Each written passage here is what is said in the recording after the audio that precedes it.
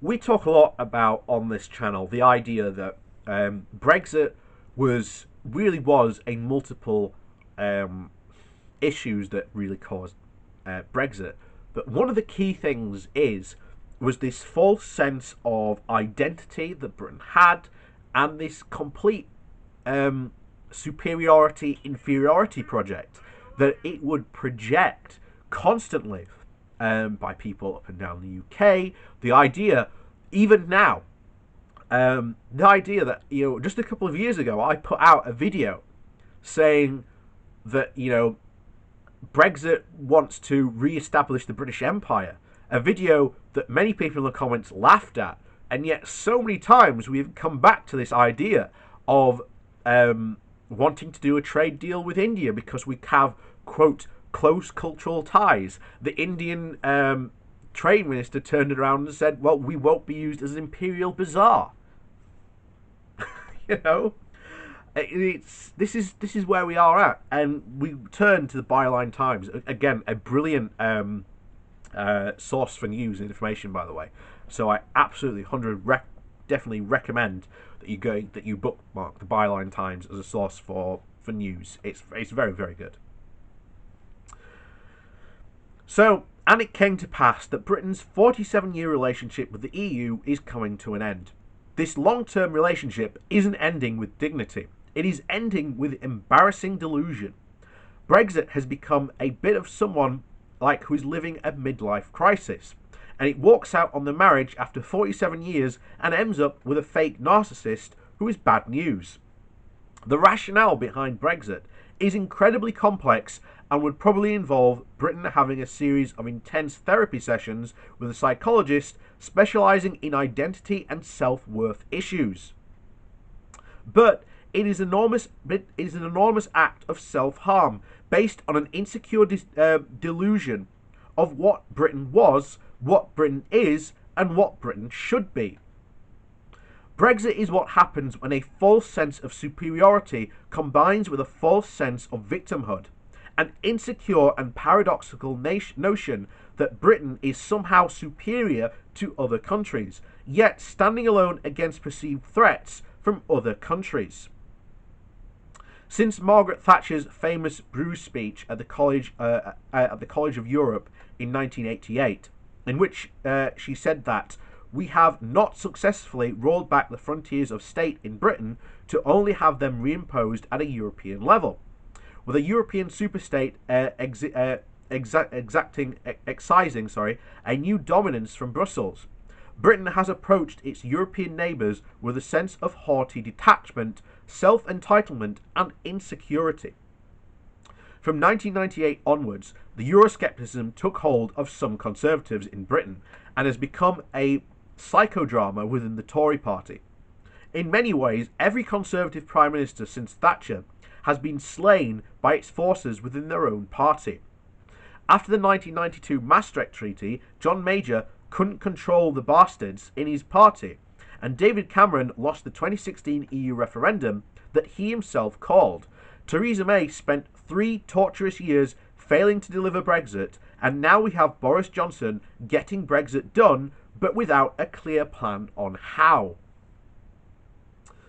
This 30-year Tory existential crisis over Britain's role in Europe is rooted in a deep sense of unease how Britain's role in the world is declining.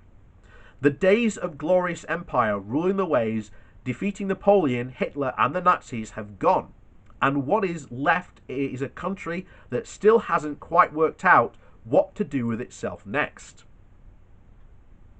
So rather than manage expectations about where we are as a country and a sense of realism about what we can achieve within the continent of Europe and the world at large, there is still a prevailing attitude that somehow we are better than them, and at the same time combined with a sense of unease that we are better, that we aren't better than them. So rather than joining them, working with them, and even having a humility to learn from them, instead we want to isolate ourselves from them, and we end up conducting a monumental act of self-harm that is based on exceptionalism and the delusion of sticking it to Johnny Foreigner. The EU is one of the most successful alliances between neighbouring nations history has ever seen. It was set up trying to stop a perpetual warring continent from descending into any more of the horrors seen throughout the Napoleonic Wars, World War One and World War Two. The key to achieving this was through balanced trade agreements and the establishment of a common market and then the single market to create tariff-free trade and freedom of movement for the people across Europe. Britain was the founding father of this concept, and it should have been a key player towards further European integration with trade, economics and security right at the heart of it. After the first British victory in the after the British victory in the Second World War at El Alamein, Winston Churchill wrote to his Foreign Secretary Anthony Eden on the 21st of October 1942. Hard as it is to say now, I look forward to a United States of Europe in which the barriers between the nations will be greatly minimised and unrestricted travel will be possible. In his famous Zurich speech of 1946, Churchill said, "We must build a kind of United States of Europe. The structure of the United States of Europe, if well and truly built, will be such as to able to make the material strength of a single state less important. If at first all the states of Europe are not willing to join the Union, then we must nevertheless proceed to assemble and combine those who will and those who can." In May of 1947 at the Royal Albert Hall, Churchill spoke as a chairman and founder of the European movement to present the idea of a united Europe in which our country plays a decisive part. His views on Europe and integration would probably get him expelled from the Tory party today. When the ascension of the United Kingdom into the then European Economic Community took effect on the 1st of January of 1973, the initial Europhile view was that it tinged with the haughty superiority and was adopted by large parts of the British media. The Daily Mail celebrated Britain's entry with the headline, "Now we can lead Europe," while the Sun told its readers that membership offered an unprecedented opportunity for the nation that had lost an empire and gained a continent. Instead of showing warmth and working on equal terms with our neighbours and European countries and allies, our tabloids wanted us to rule them. This delusion of Britain being born to rule over other countries was impossible to achieve in the EU due to the equal membership structure of a multinational community and deeply woven collaboration. Successive UK governments persisted and refused to reimagine themselves as an equal partner. For the Eurosceptics, Britain instead became a vassal state of the EU, told what to do by unelected bureaucrats in Brussels. Even now, this superior yet insecure mentality continues, with notable Brexiteers repeatedly stating that they need us more than we need them.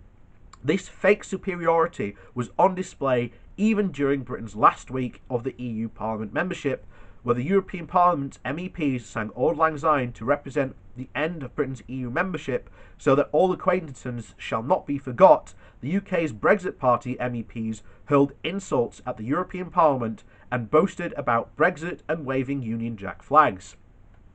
The EU and its remaining 27 member states are like someone who gets dumped by a toxic and abusive partner, yet they handle the separate... I'm not sure. Nope.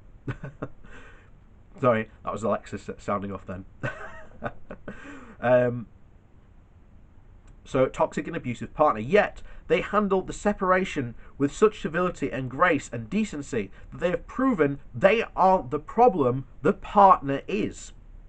Britain is now walking away from the EU to try and find some sort of utopian sunlit upland of splendid isolation that is completely out of sync with globalised markets and trading structures of the modern world. Brexit has become a roadmap where navigators are fixed on a road that doesn't go anywhere. Boris Johnson wants Brexit to be a path back towards a, quote, new golden age, but it is a path that will likely lead to fool's gold. The golden age that Britain actually needs is not independence from Brussels, but freedom from its own delusions. I couldn't agree more. We've seen this time and time again. This is a complete idea of the insecurity, the idea that Britain should be some sort of superior nation. It's just not true, and it's never going to happen. And we are going to see just how bad we are in the world today.